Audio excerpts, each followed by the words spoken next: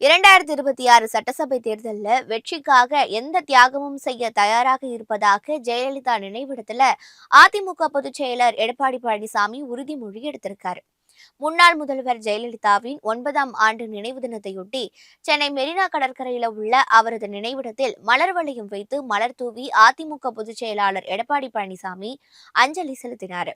இதனைத் தொடர்ந்து முன்னாள் அமைச்சர்களும் அதிமுக நிர்வாகிகளும் எடப்பாடி பழனிசாமி தலைமையில உறுதிமொழி ஏற்றுக்கொண்டாங்க.